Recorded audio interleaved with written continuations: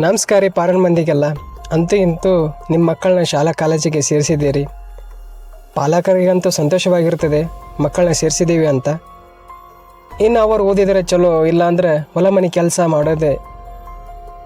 ನಾವಂತೂ ಓದಿಲ್ಲ, ನೀವರು ಓದಿರಿ ಅಂತ ಚಲೋದ್ನಾಗ ಖರ್ಚು ಮಾಡಿ ಕಲಿಸಿದ್ದೀವಿ ಅಂತ ಹೇಳಿ ಕೈ ತೊಳ್ಕೊಂಡ್ಬಿಡ್ತೀರ.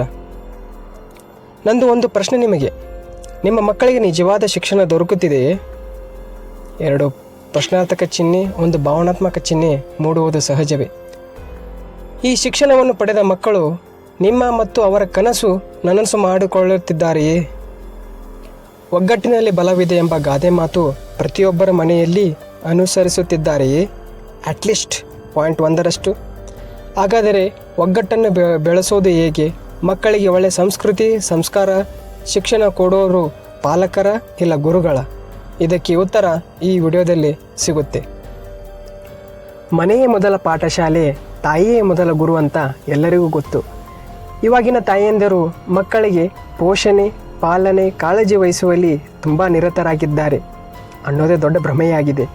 ಹೌದರಿ, ಇವಾಗಿನ ಹೆಣ್ಣು ಮಕ್ಕಳು ಬರೀ ತಮ್ಮ ತಾಯಿಯರು ಮಾಡಿದ್ದ ಕೆಲಸಗಳ ಬಗ್ಗೆ ಹೇಳುತ್ತಾರೆ, ಬಿಟ್ಟರೆ ಬೇರೆ ಮನೆಯವರ ಮಕ್ಕಳ ಬೆಳವಣಿಗೆ ಹೇಳುತ್ತಾರೆ ವಿನಃ ಸ್ವಂತ ಮಕ್ಕಳ ಮೇಲೆ ನಂಬಿಕೆ ವಿಶ್ವಾಸವಿಲ್ಲ.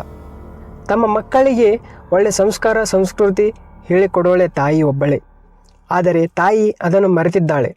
ಒಂದು ವಿಷಯ ಏನೆಂದರೆ, ಈ ಕೃಷಿ ಭೂಮಿ ಹುಟ್ಟಿದ್ದೇ ಒಬ್ಬ ತುಂಬು ಗರ್ಭಿಣಿಯಿಂದ. ಅದು ಹೇಗೆ ಅಂದರೆ, ತಾನು ಗರ್ಭಾವಸ್ಥೆಯಲ್ಲಿದ್ದಾಗ ತನ್ನ ಮಗುವಿನ ಬೆಳವಣಿಗೆಗಾಗಿ ಪರಿಸರದಲ್ಲಿ ಆಯಾ ವಾತಾವರಣಕ್ಕೆ ಸಿಗುವಂತಹ ಹಣ್ಣು ಹಂಪಲುಗಳನ್ನು ಬೇಳೆಕಾಳುಗಳನ್ನು ಸೇವಿಸುತ್ತಾ ಅವುಗಳ ಬೀಜವನ್ನು ಸಂಗ್ರಹಿಸಿ ಅವಶ್ಯಕತೆ ಬಂದಾಗ ಅವುಗಳನ್ನು ಬೆಳೆಸಲು ಹೇಳಿದಳು. ಈ ಥರನಾಗಿ ತನ್ನ ಬಯಕೆ ತೀರಿಸಿಕೊಳ್ಳಲು ಹೋಗಿ ಕೃಷಿ ಭೂಮಿ ಹುಟ್ಟಿತ್ತು ಅಂತ ಹೇಳುತ್ತಾರೆ. ಇವಾಗಂತೂ ಹೆಣ್ಣು ಮಕ್ಕಳು ಕೃಷಿ ಭೂಮಿ ಕೃಷಿಕನ ಕಂಡರೆ ಕೀಳಾಗಿ ಕಾಣುತ್ತಾಳೆ ಅನ್ನೋದೇ ದೊಡ್ಡ ಸಂಗತಿ. ಹೆಣ್ಣು ಮಗಳು ಮನೆಯಲ್ಲಿರುವ ಎಲ್ಲ ಕೆಲಸಗಳನ್ನು ಮಾಡುತ್ತಾ ನಮಗೆ ಪಾಲನೆ ಪೋಷಣೆ ಒಳ್ಳೆ ಅಡುಗೆ ಮಾಡಿ ಗುಣಪಡಿಸುತ್ತಾಳೆ. ಪ್ರತಿ ಜೀವಿಗಳನ್ನು ಉಳಿಸುವ ಶಕ್ತಿ ಇರೋದು ಈ ತಾಯಿಗೇನೆ.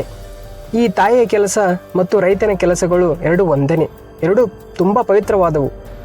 ಆದರೆ ಇವರ ಕೆಲಸಕ್ಕೆ ಬೆಲೆ ಇಲ್ಲ, ಯಾಕಂದರೆ ತುಂಬ ನಿಯತ್ತು ಇರುವ ಕೆಲಸಗಳು ಇವೆ.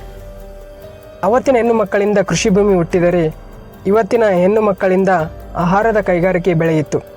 ಹೇಗೆಂದರೆ, ತಾವು ಸರಿಯಾಗಿ ಕ್ರಮಬದ್ಧವಾಗಿ ಅಡುಗೆ ಮಾಡಲಾರ್ಕ ರೆಡಿಮೇಡ್ ಆಹಾರ ಉತ್ಪನ್ನಗಳು ಬೆಳೆಯಿತು.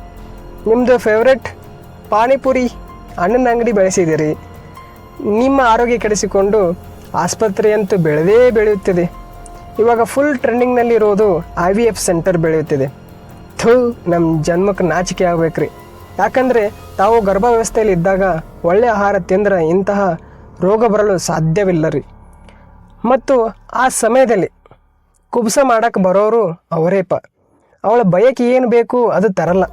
ತಮ್ಮದು ಇಷ್ಟ ಬಂದಂಗೆ ಅಡುಗೆ ಮಾಡಿ ಅವಳಿಗೆ ಸೀರೆ ತಗೊಂಡು ಹೋಗ್ಬಿಡ್ತಾರೆ. ಇದಕ್ಕೆ ಆಡಂಬರದ ಆಚರಣೆ ಎನ್ನುತ್ತಾರೆ. ಒಬ್ಬರರ ಆ ಋತುವಿನಲ್ಲಿ ಬೆಳೆದ ಹಣ್ಣು ಮತ್ತು ಹಳೆಯ ಕಾಲದ ಊಟ ಮಾಡಿಕೊಂಡು ಅವಳಿಗೆ ತಿನ್ನಿಸಿದಿರ ನೋಡಕ್ಕುಂತೀರಿ. ಮುಂದೊಂದು ದಿನ ಗರ್ಭಿಣಿಯರು ಕೂಡ ಶಾಲೆ ತೆಗಿಬೋದು. ಅವರು ಗರ್ಭಾವಸ್ಥೆಯಲ್ಲಿದ್ದಾಗ ಅವರು ಹೇಗೆ ಇರಬೇಕು ಮತ್ತು ಮಕ್ಕಳನ್ನ ಹೇಗೆ ಬೆಳೆಸಬೇಕು ಅಂತೇಳಿ ಹೇಳಿಕೊಡ್ತಾರೆ. ಯಾಕಪ್ಪ ಅಂತಂದರೆ, ಹಿಂದೆ ಪೂರ್ವಜರು ಎಲ್ಲ ಕ್ಷೇತ್ರದಲ್ಲೂ ಕೂಡ ಜ್ಞಾನ ಇತ್ತು. ಆ ಜ್ಞಾನವೇ ಈಗ ಬಂಡವಾಳ ಮಾಡುತ್ತಿದ್ದಾರೆ. ಅದಕ್ಕೆ ಹೇಳಿದ್ದಾರೆ, ಮುಂದೊಂದು ದಿನ ಖಂಡಿತವಾಗಿಯೂ ಶಾಲೆ ತೆಗಿತಾರೆ. ಹಾಗೆ ಹೆಣ್ಮಕ್ಳು ಕೂಡ ಇನ್ನೊಂದು ಬೆಳೆಸಿದ್ದಾರೆ. ಏನಪ್ಪ ಅಂತಂದರೆ, ಸುಣ್ಣದ ಅಂಗಡಿ ರೀ, ಅದೇ ಮೇಕಪ್ ಅಂಗಡಿ ರೀ, ಅದನ್ನು ಕೂಡ ಬೆಳೆಸಿಬಿಟ್ರಿ. ಯಾಕಪ್ಪ ಅಂತಂದರೆ, ಗಂಡ್ಮಕ್ಳಕ್ಕಿಂತ ನ್ಯಾಚುರಲ್ ಬ್ಯೂಟಿ ನಿಮಗಿರಲ್ಲಲ್ವ, ಅದಕ್ಕೆ ಹೇಳಿದ್ದಾರೆ. ಆದರೆ ಇನ್ನೊಂದು ಮಾತ್ರೆ, ಈ mother is equal to 100 teachers ಅಂತ. ಒಬ್ಬ ತಾಯಿ 100 ಜನ ಶಿಕ್ಷಕರಿಗೆ ಸಮನಾಗಿರುತ್ತಾಳೆ ಅಂತೆ ಒಬ್ಬ ಆಂಗ್ಲ ಸಾಹಿತ್ಯಗಾರ ಹೇಳಿದ್ದ. ತಾಯಿ ಕೊಡುವಂತಹ ಸಂಸ್ಕಾರ ಎಷ್ಟು ಮಹತ್ವವಿದೆ ಅಂದರೆ, ತಾಯಿಯಲ್ಲಿರುವಂತಹ ಪವಿತ್ರ ಗುಣಗಳು ಅವಳ ಎದೆ ಹಾಲಿನ ಮುಖಾಂತರ ಮಗುವಿಗೆ ಒಳ್ಳೆ ಗುಣಗಳು ಬರುತ್ತವೆ ಅಂತೆ. ಹೆಣ್ಣು ಮಗಳು ತನ್ನ ತವರು ಮನೆ ತನ್ನ ಗಂಡನ ಮನೆ ಈ ಎರಡು ಮನೆಗೆ ದೀಪ ಬೆಳಗಿಸುವ ಗುಣ ಇರುವರೇ ಹೆಣ್ಣು ಮಗಳು. ಹೆಣ್ಣು ಮಕ್ಕಳು ಕರ್ತವ್ಯ ಕೂಡ ಹೌದು. ಇವಾಗಿನ ಹೆಣ್ಣು ಮಕ್ಕಳು ಈ ಕರ್ತವ್ಯವನ್ನು ಮರೆತಿದ್ದಾರೆ ಅಷ್ಟೇ. ಹೆಣ್ಮಕ್ಕಳ ಬಗ್ಗೆ ಹೇಳೋದು ತುಂಬಾ ಇದೆ.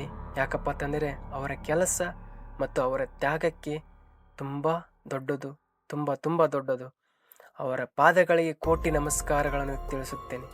ನಿಯತ್ತಾಗಿ ಕೆಲಸ ಮಾಡೋರಿಗೆ ಅಷ್ಟೇ ರೀ, ಸುಮ್ಮನೆ ಶೋ ಆಫ್ ಮಾಡೋರಿಗೆ ನಮಸ್ಕಾರ ಮಾಡಲ್ಲ. ಬರೀ ನಮ್ಮ ಹೆಣ್ಮಕ್ಳ ಬಗ್ಗೆ ಹೇಳ್ತಿರಲ್ಲ ಅಂತ ಸಿಟ್ಟಾಗಬೇಡ್ರಿ. ಮುಂದಿನ ಸಂಚಿಕೆಯಲ್ಲಿ ಗಂಡ್ಮಕ್ಳ ಬಗ್ಗೆನೂ ಹೇಳ್ತೇನೆ. ಮತ್ತೆ ಸಿಗೋಣ.